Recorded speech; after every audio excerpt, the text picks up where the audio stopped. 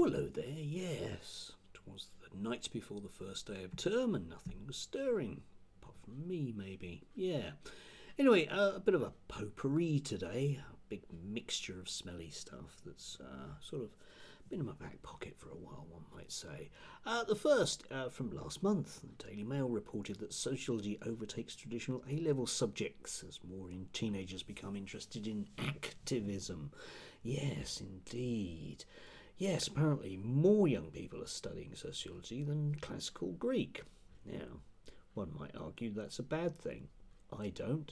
I think if you go on holiday, you need something that's going to be useful. Anyway, young people generally these days are fairly interested in the world around them. That's likely to be reflected in what they study. Imagine having a group of young people that are aware of the world around them. That would be dangerous, wouldn't it? Also, last month it was reported from the Office for Students, a body that was once headed, very briefly, I'll come back to that, by Toby Young, yes, and a report that almost 9 in 10 students feel free to express their views. Which is subtly different from all of the other messaging that we get about how oppressive the Maoists on campus are. Yes, unfortunately, reality doesn't actually meet what the Daily Mail says. Yes, indeed. And one has to ask, you remember there was a while ago that we had a free speech czar who was going to sort out all these diabolical problems, and we've not heard a peep from them whatsoever in the, months, 8, 9 months that they've been appointed now? Yes, maybe they've got nothing to do.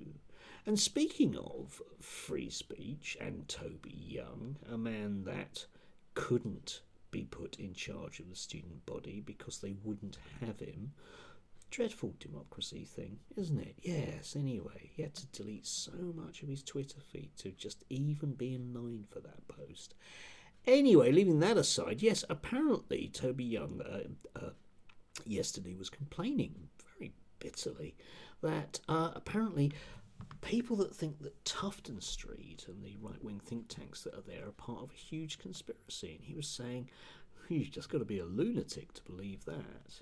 Now, this presents us with some interesting concepts. First of all, does Toby actually believe that? Or is he just downright lying to us? In which case, why?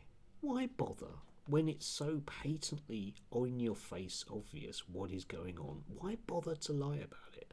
Well, Toby never has any comeback, does he? The free speech champion is just allowed to say anything that he likes, even if it's utter drivel. Yes.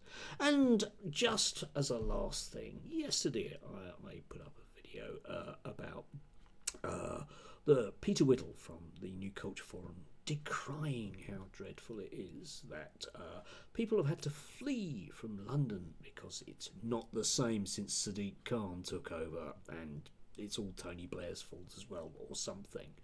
But I was thinking to myself, where did all these people go? Well, for the most part, they went into Essex, didn't they? And think about all of those, all of that sort of cultural representation in the 80s of Essex man, and in the 90s and thousands of Essex girls, and the kind of concept of the people that actually live there now, and the values, if we can put it that way. I know Peter doesn't like values, but the values that they hold. One has to ask, would you want these people living next door to you? I think I'd move. Anyway, do have a lovely Monday.